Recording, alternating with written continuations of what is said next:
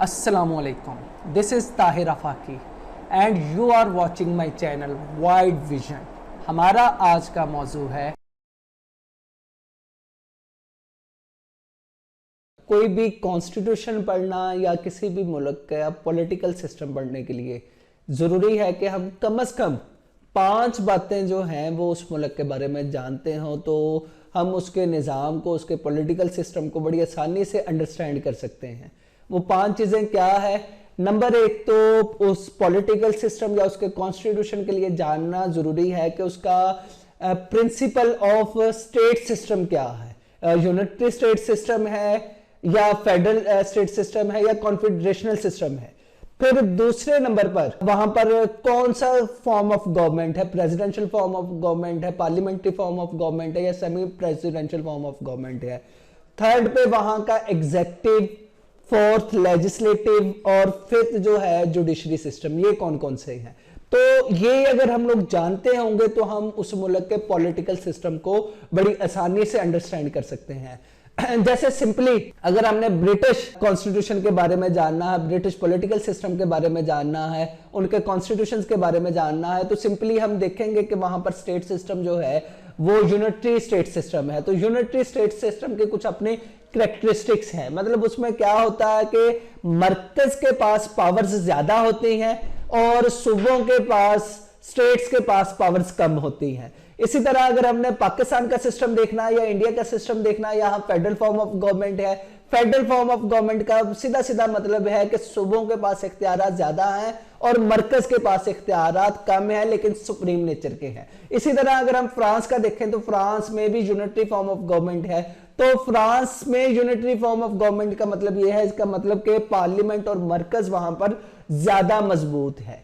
तो ये इस लिहाज से है कि जैसे ही हम ये देखेंगे तो हमें समझ आ जाएगी। अमेरिकन सिस्टम देखें तो अमेरिका में फेडरल फॉर्म ऑफ गवर्नमेंट है। इसका वाज़ेह तौर पर वही मतलब है कि अमेरिका में सूबों के पास या स्टेट्स के पास इख्तियारात ज्यादा है और मरकज के पास कम है। एज इट है स्टेट फॉर्म ऑफ गवर्नमेंट, इससे हमें समझ आ जाती है।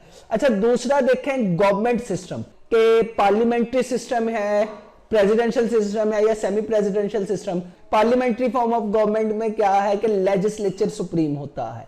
लेजिस्लेचर, उसके पास इख्तियारात ज्यादा होते हैं। यहाँ के नुमाइंदे डायरेक्टली मुंतखब होकर आते हैं अवाम से, तो उनके पास कानून साजी के अनलिमिटेड इख्तियारात होते हैं। तो इसमें आम तौर पर जो पार्लिमानी निजाम में लोअर हाउस ज्यादा पावरफुल चैम्बर होता है बनिस्बत अपर हाउस के, जो कि सेनेट होता है। इसी तरह ये निजाम जो है पार्लिमानी निजाम बरतानिया में भी यही है। यहाँ हाउस ऑफ कॉमन्स तमाम अथॉरिटी को एंजॉय करता है। पाकिस्तान में भी यही है कि लोअर हाउस जो है पार्लियामेंट, उसके पास पावर्स ज्यादा है। इंडिया में भी ऐसा ही है।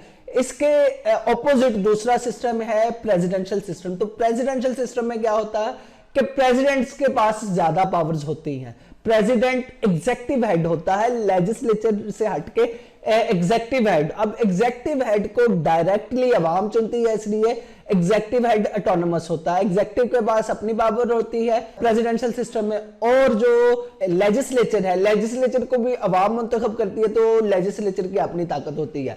तो यूं आमतौर पर प्रेसिडेंशियल सिस्टम में सेपरेशन ऑफ पावर का कॉन्सेप्ट होता है, यानी लेजिस्लेचर अलग पावर का हामिल होता है, एग्जेक्टिव अलग पावर का हामिल होता है और जुडिशरी अलग पावर की हामिल होती है। और प्रेसिडेंशियल सिस्टम में कॉन्स्टिट्यूशन का रोल बहुत ज्यादा बढ़ जाता है। और फिर अगर हम थर्ड पे देखें semi presidential system, semi presidential system में क्या है कि 2 पावर के मराकज होते हैं। सदर भी होता है, सदर तो डायरेक्टली इलेक्ट होता है। पार्लियामेंट के पास भी पावर्स होती है, जबकि 2 यहां पर हेड बन जाते हैं। प्रेसिडेंट के साथ साथ प्राइम मिनिस्टर का भी ओहदा वजूद में आ जाता है, जो कि डायरेक्टली जवाबदेह है पार्लियामेंट को भी और सदर को भी जवाबदेह है। तो यूं ये ड्यूल सिस्टम जो बन जाता है, ड्यूल एग्जेक्टिव सिस्टम, इसे हम सेमी प्रेसिडेंशियल सिस्टम कहते हैं। तो यूं अगर हमें पता चल जाए कि फलां मुल्क में पार्लिमानी निजाम है, प्रेसिडेंशियल सिस्टम है या सेमी प्रेसिडेंशियल सिस्टम, तो हम उसका पॉलिटिकल स्ट्रक्चर को काफी हद तक अंडरस्टैंड कर लेंगे। और फिर उसके बाद हम देखें इसी में से ही एग्जेक्टिव है। अगर एग्जेक्टिव प्राइम मिनिस्टर है और लीड कर रहा है, तो हमें पता है कि प्राइम मिनिस्टर जवाबदेह है डायरेक्टली पार्लियामेंट को। तो पार्लियामेंट को वो जवाबदेह होगा। उसकी पावर्स जो हैं वो ड्राइव होती हैं पार्लियामेंट से। पार्लियामेंट नो कॉन्फिडेंस ले आए, प्राइम मिनिस्टर रिमूव हो जाएगा। इसी तरह अगर प्रेसिडेंशियल सिस्टम में देखें, प्रेसिडेंशियल सिस्टम में ऐसा कुछ नहीं है।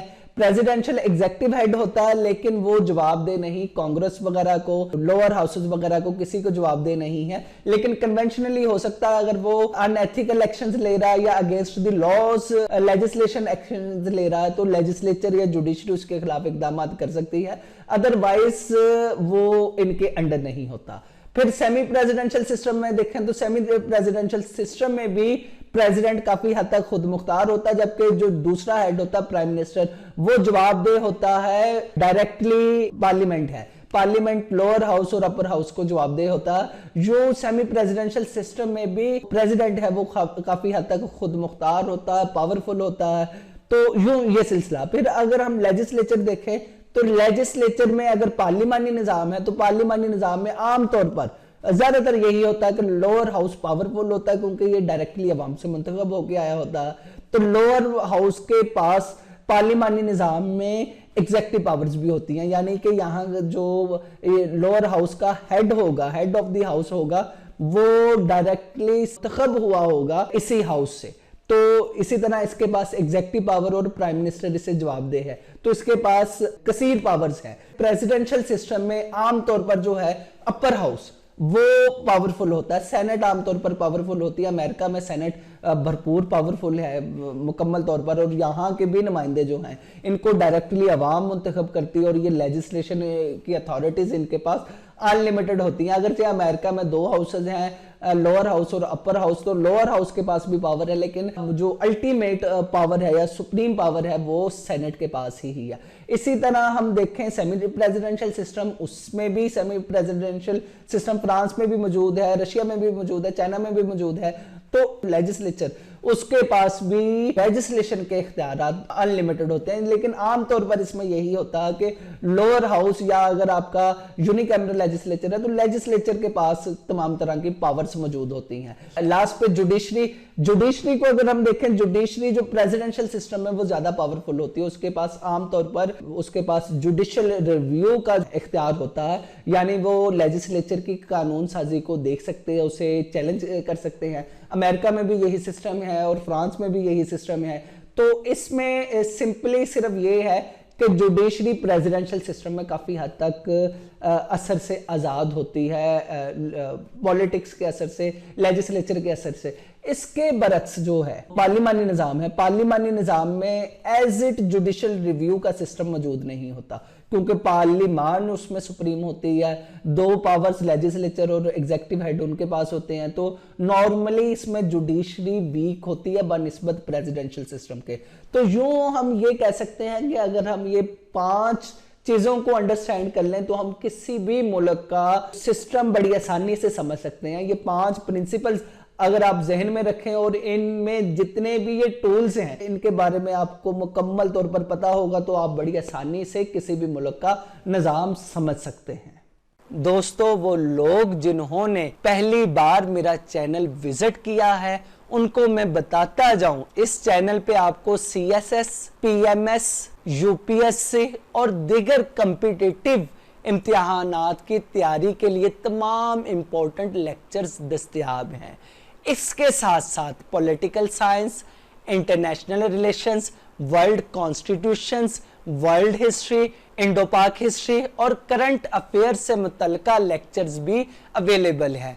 आप और आपके दोस्त इस चैनल से फ़ायदा उठा सकते हैं और किसी भी तरह की रहनुमाई के लिए हमारी खिदमात हासिल कर सकते हैं।